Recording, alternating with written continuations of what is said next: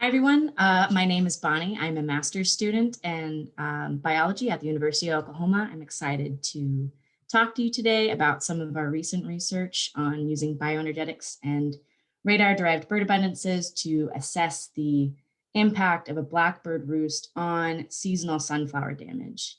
In addition to myself, Paige Klug, Phil Stepanian, and Jeff Kelly were a large part of working on this study. So to start off, I just want to run down the organization of this presentation.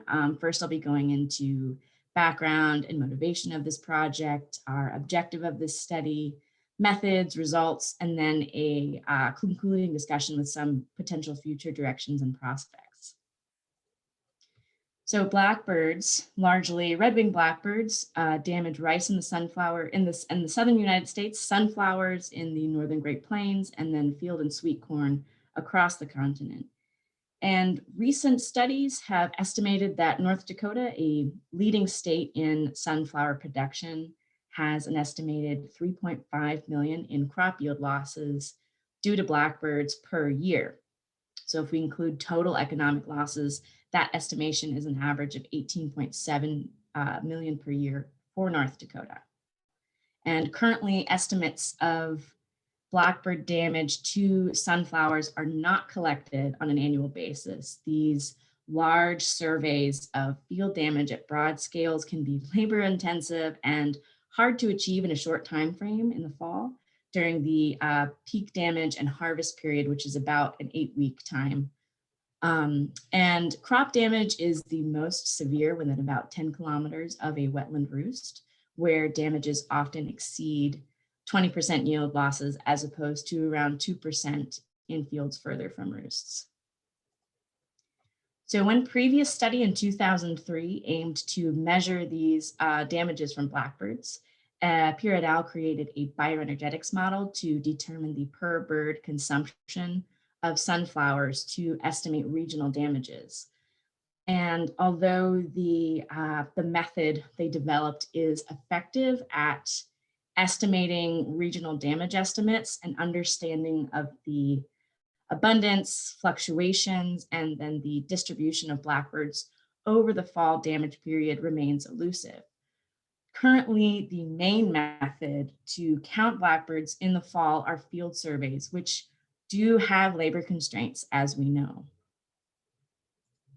A solution to this is the next generation weather radar, NexRad system, which is a potential alternative to field observer counts that can be used to remotely estimate blackbird numbers. Though NexRad is primarily used for forecasting and monitoring weather, it's been successfully used to estimate abundances of airborne species such as birds, bats, and insects. Data from about 148 radars across the United States are publicly available with about 25 years of archive data. And we can usually easily distinguish weather from biological phenomena using radar data, but the identity of the biological masses in flight remain uncertain without some field observations. So the main objective of this study was to estimate the economic damage to sunflower from blackbirds using radar-derived bird abundances and previously developed bioenergetics models. We focused our damage estimates within about 10 kilometers of one roost, which corresponds to the daily average foraging distance for migratory blackbirds. So we identified a large blackbird roost at the Mackenzie Slough in North Dakota that was routinely detected on the Bismarck radar from 2012 to 2019. And the roost was about 20 kilometers away from the Bismarck radar. So here is a GIF of the observed biological scatterings at the roost. Here are represented, birds here are represented in yellow and green. And we initially needed to confirm the identity of these biological scatterings on radar. And we visited this particular site through the fall of 2019, where we routinely observed blackbirds during their morning roost dispersal. This particular morning detected approximately 100,000 blackbirds, but other days during this year detected about 500,000 in a single morning. So we downloaded radar data from Amazon Web Services. In the center of the blue box on the right is the center of the roost. The blue box is about a 575 kilometer square area that encompasses the roost activity. Other animals flying in this area would also be detected by radar, but based on our visual observations in 2019, we were confident that most biological scatterings were red-winged blackbirds or other similar sized blackbirds in this location. And because patterns observed by radar were similar in all years, we assumed that all years were primarily red-winged blackbirds as observed on the ground in 2019. So we downloaded the radar data from each morning from 1 hour before sunrise to 2 hours after sunrise, which captures the largest number of birds dispersing from the roost. And we downloaded data from August 1st to November 30th, 2012 to 2019. We censored out all of the weather, which is represented in the pink pixels on the right. This left all the biological scatterings, which we then counted the total number of blackbirds using an approximate radar cross-section, which is just derived from the average mass of a red-winged blackbird. Using bioenergetics calculations from Pure et al., we converted the radar-based estimates of blackbird abundances to the annual economic damage estimates for the area surrounding the roost.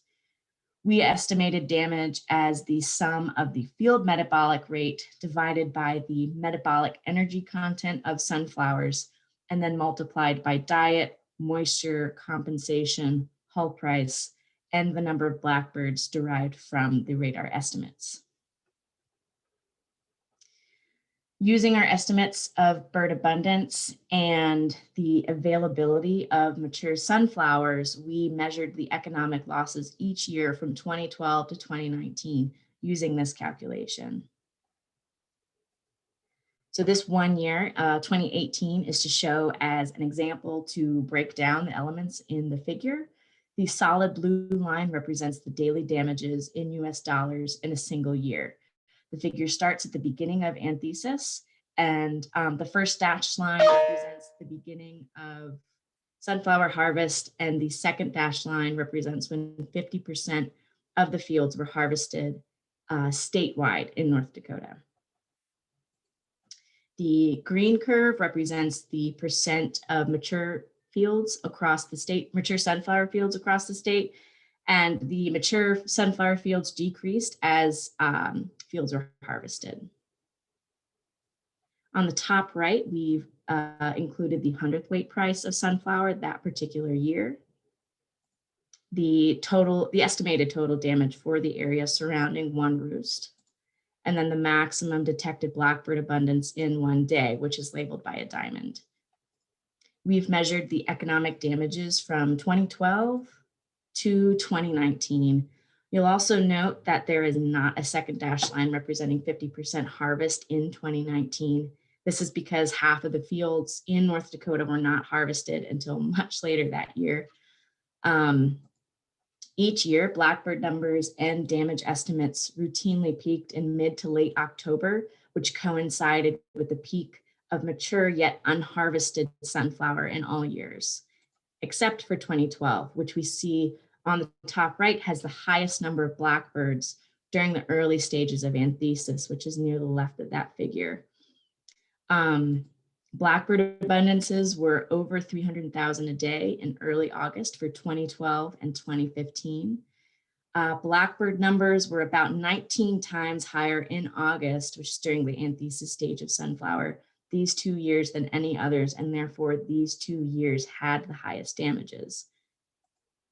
2012 had earlier anthesis, maturity, and harvest dates, and earlier blackbird abundance.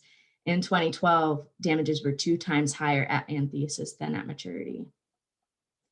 And 2015 had the highest overall damages for the whole season at 41,000, averaging about $402 a day. This was also a year with one of the highest number of detected blackbirds in a day, about 900,000.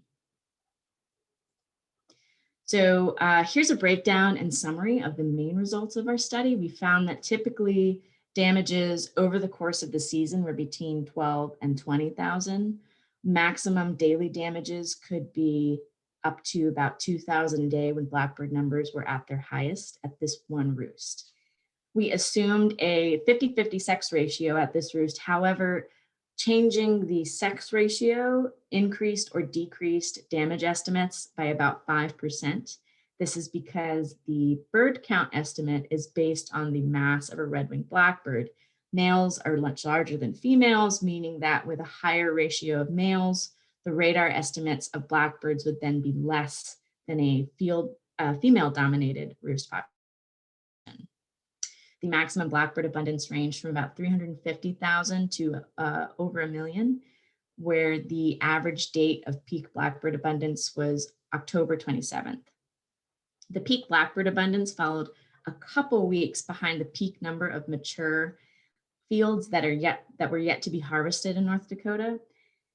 So because timing of peak blackbird abundance and overlapped, we wanted to see what savings producers around this one roost could potentially have if harvest time was advanced 2 weeks. We estimated that if producers with fields within about 10 kilometers of the roost advanced their harvest time, they might be able to avoid up to about 1,800 in savings for the whole season to avoid the largest congregations of blackbirds. This estimate is for all fields surrounding the roost, not a per producer estimate. So this means that producers with several fields around several roosts could expect the number and potential savings to be higher. However, we do want to emphasize that a coordinated harvest with neighbors is important to avoid having the isolated early maturing or late unharvested fields that are likely to attract a large number of birds.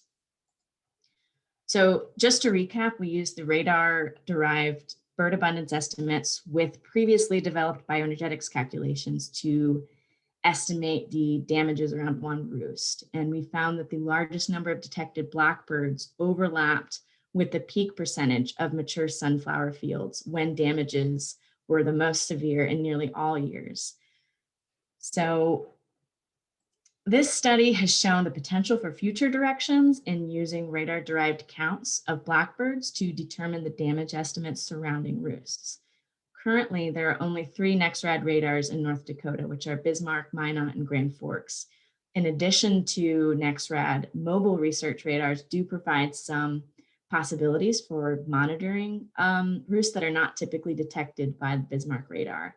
This could allow for some more localized monitoring of blackbird roosts and blackbird roost numbers, where methods in our study could be used to gather daily estimates of crop damages from blackbirds and or be used to evaluate the efficacy of local management techniques, or even identify optimal timing of management tools such as drones when radar identifies flocks entering in. We're also interested in looking at landscape and weather correlates that are driving factors and trends of blackbird abundance and fall migration timing. Finally, I'd like to thank Mallory White and Ali Schumacher for their support in field data collection, photos, and observations. I'd also like to mention that we published this paper in Human Wildlife Interactions a couple months ago in the winter 2020 issue. Additionally, this project was possible with funding from USDA, National Science Foundation, and the University of Oklahoma Biology Department. So thank you for your attention. I look forward to talking with you during the Q&A session at the Wildlife Damage Management Conference in late April.